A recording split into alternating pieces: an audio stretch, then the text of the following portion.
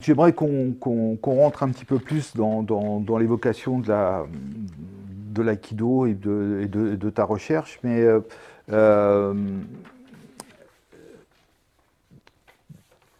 donc il y a des points que j'aimerais aborder avec toi. Tout d'abord, c'est l'importance de la pratique du Bojutsu Masakatsu, dont je rappelle ici que tu as reçu d'Ikejutsu Sensei le grade de 5e dan. Hein, C'est ça, oui. je ne me trompe pas. Donc, est-ce que tu peux nous parler de cette pratique? Alors oui, c'est important d'en parler parce que il y a dernièrement où j'ai pu savoir exactement comment ce terme de Masakatsu Bujutsu avait été, on peut dire, créé par Osensei. Et pourquoi les autres maîtres n'en parlaient pas beaucoup. Par exemple, on parle de Shoshi Komainoka, mais pas de Masakatsu Bujutsu. Et en fait, et je ne comprenais pas trop pourquoi. Et en fait, j'ai eu une explication assez simple. Osensei, ce n'était pas un administratif. Hein. Donc lui, il ne se préoccupait pas de savoir s'il avait prévenu une personne ou fait un travail pour prévenir tout le monde. Ce qui s'est passé pour le Masakatsu Bujutsu, et Osensei et Ikizu Sensei ont fait ça à Shingu. Ils ont fait ce makimono à Shingu avec une personne, cette femme qui a fait les dessins. Et Osensei a fait le makimono, a donné ça à Ikizu Sensei, mais il n'en a pas dit à l'Aikikai, il n'a rien dit au Hombu Dojo. Ce qui fait que les autres maîtres n'ont pas été au courant qu'Ikizu Sensei recevait ce diplôme de Masakatsu Bujutsu. Ce qui pouvait peut-être expliquer pourquoi aussi Ikizu Sensei était assez discret là-dessus. Et il ne voulait pas mettre en évidence. Il l'a fait à la fin, quand cette revue a été créée, qu'on lui a demandé de montrer le diplôme. Mais jusque-là, il était assez réservé. Il ne mettrait pas trop en évidence cette école, enfin on peut dire, oui, cette pratique. Et au début, je ne comprenais pas. Après, j'ai compris, effectivement, pour éviter peut-être, je ne sais pas, des problèmes de hiérarchie, je ne sais pas. Masakatsu Bujutsu est resté, on peut dire, à Shingu. Et je pense qu'il va disparaître complètement. Oui, malheureusement. Oui. Et 75 ou 15, comme vous voulez. Ça correspond à la largeur des épaules. Donc ça, c'est la base. Ensuite, les mains, les hanches, l'os de la hanche est là, et la main est posée. Et la main est posée. Et ça, quand je suis tout seul, c'est par rapport à mon corps, c'est-à-dire par rapport au sein. Voilà, cette hauteur.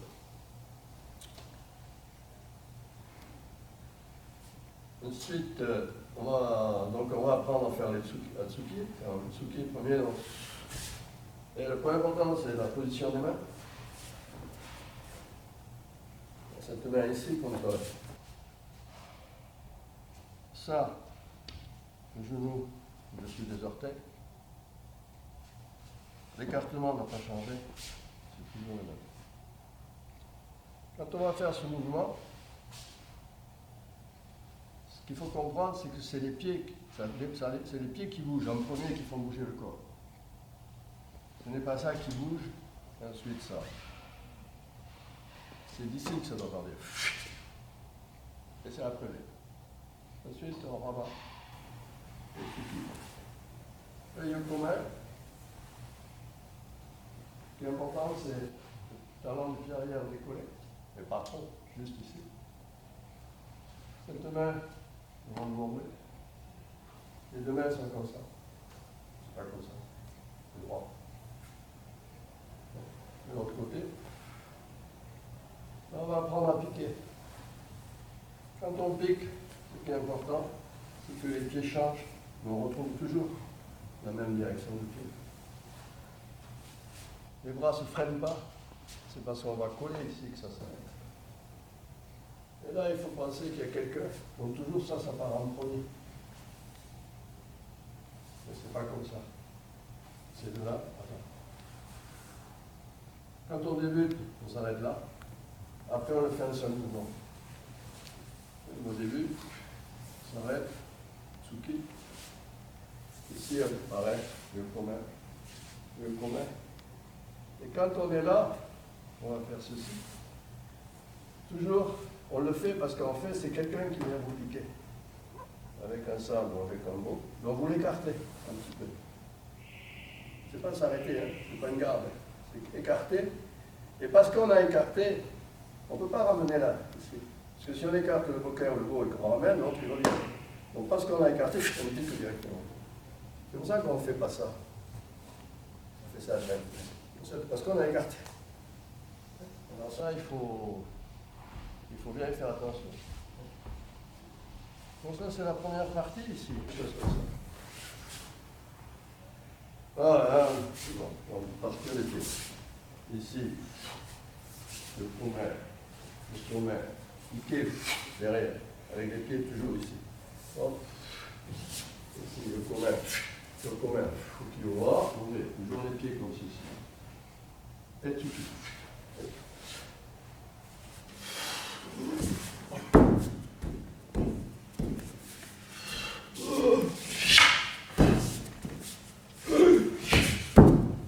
Donc, à Xingu, le beau. Et je voulais aussi avoir ton avis concernant le Jiu, pour lequel on pratique pas dans notre groupe.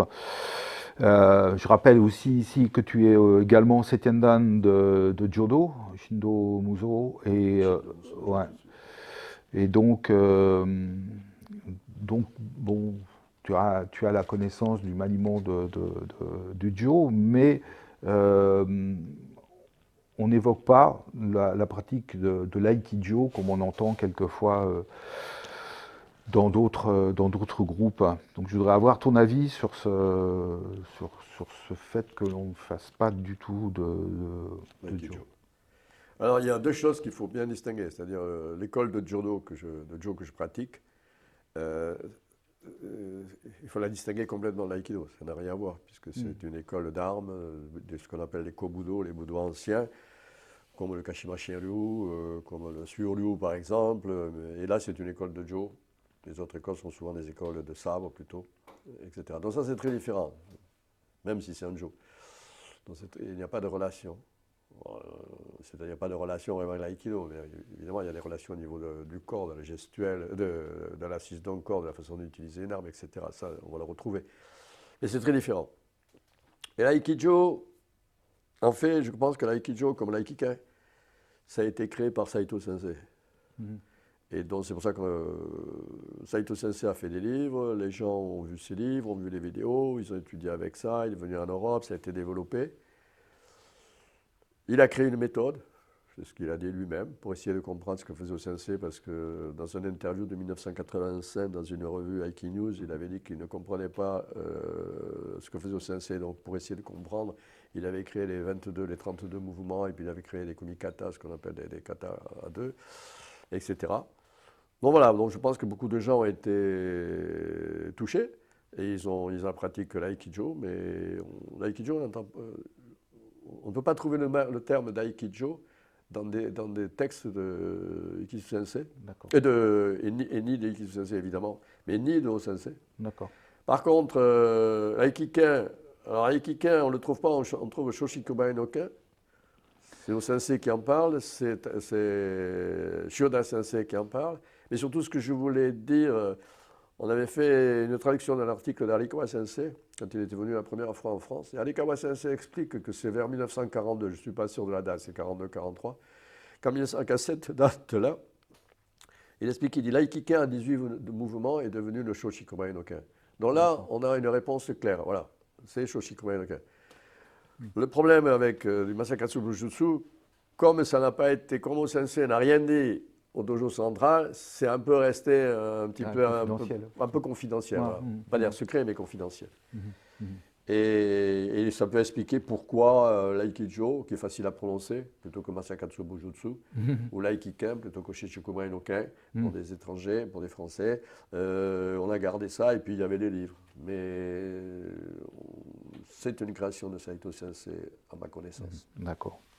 Bah, tu as devancé ma question. Je voulais justement qu'on aborde la problématique donc, de l'aïkiken et que toi tu as employé le terme de Shoshikube no Ken. Donc voilà, ça, ça, ça, ça apporte une réponse à cette différence. Alors oui, ce qu'il faut savoir, c'est il y a il y a eu des articles, on a traduit des interviews de Shioda Sensei. Alors Shioda Sensei, c'est quelqu'un de très intéressant, en dehors du fait que c'est un maître très très haut niveau, et c'est surtout qu'il a été déchi avec Osensei avant que ça devienne l'aïkido, qu'il va le quitter parce qu'il n'est pas d'accord sur son évolution.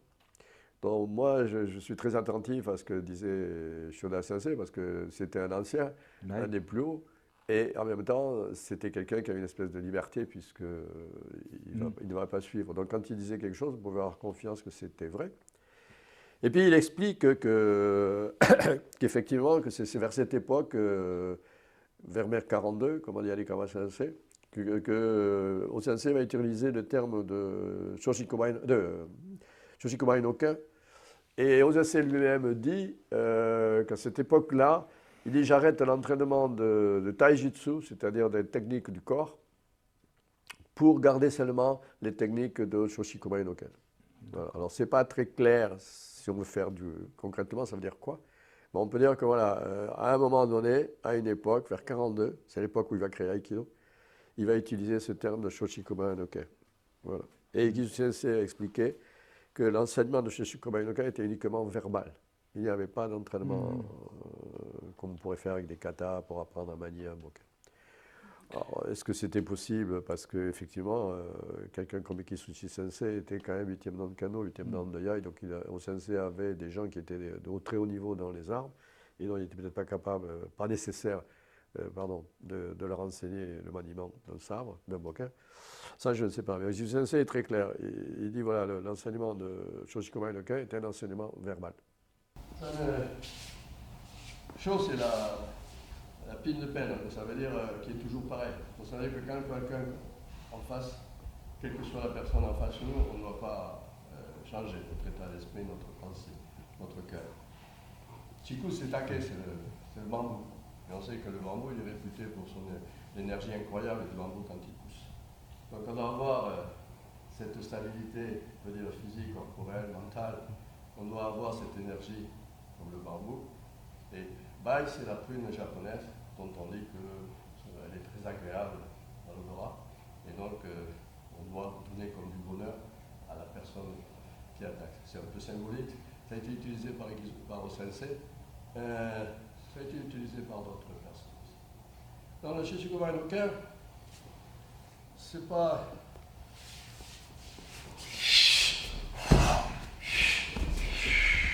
Et c'est tout. Les 5 mouvements.